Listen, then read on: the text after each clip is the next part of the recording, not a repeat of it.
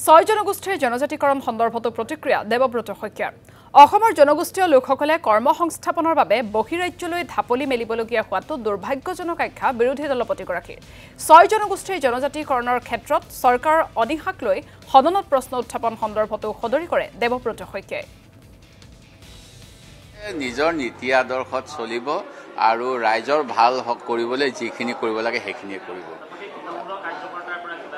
নাই মই আমাৰ সভা সমিতি হৈ থাকে বহুত কিদিন হোৱা নাই মই নিশ্চয় আমি আলোচনা কৰিম এতিয়া এক বছৰ আছে এক বছৰৰ ভিতৰত আমাৰ কেনেকৈ কি কৰিব লাগে গুটেখিনি আহিব আপোনালোকক জনাম সময়মতে বাকি এটা কথা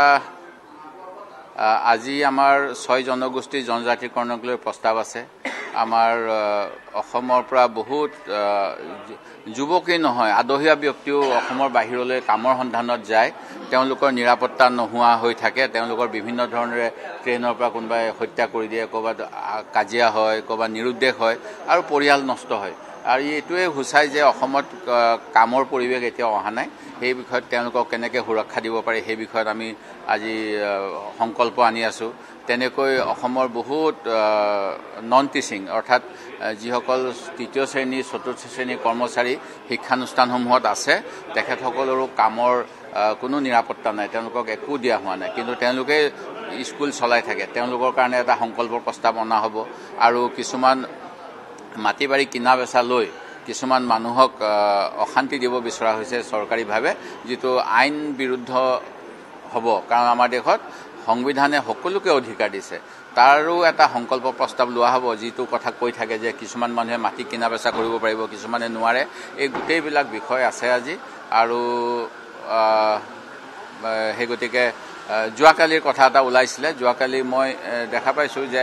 একাংশ সংবাদ মাধ্যমত আমাৰ বক্তব্য প্ৰকাশ পালে আজি মুখ্যমন্ত্ৰীয়ে কংগ্ৰেছক তোলা-ধোনা দিলে জাতীয় কথাবিলাক প্ৰকাশ হৈছে প্ৰকৃততে মই বিপ্লৱ শৰ্মা কমিটিৰ সকলোখিনি পৰামৰ্শ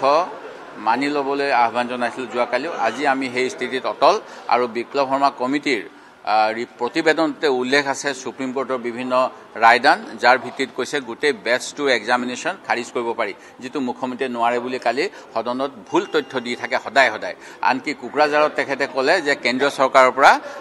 স্বায়ত্তশাসিত অঞ্চললৈ কোনো অনুদান নাহে এই অনুদান নাহে বুলি কোৱা কথাটো আমাৰ আপত্তি আছে কাৰণ সংবিধানৰ 275 অনুচ্ছেদ অনুসৰি কেন্দ্ৰীয় চৰকাৰৰ পৰা এই অঞ্চলবিলাকলৈ পুঁজি পোনপটীয়াকৈ ৰাজ্য চৰকাৰ যোগেদি পঠোৱাৰ নিয়ম আছে তেওঁলোকৰ বিশেষ উন্নয়নৰ বাবে সেই গতিকে আজি মুখ্যমন্ত্ৰীৰ ওপৰতো এটা বিশেষাধিকাৰ ভংগৰ প্ৰস্তাৱো অনাৰ কথা আমি চিন্তা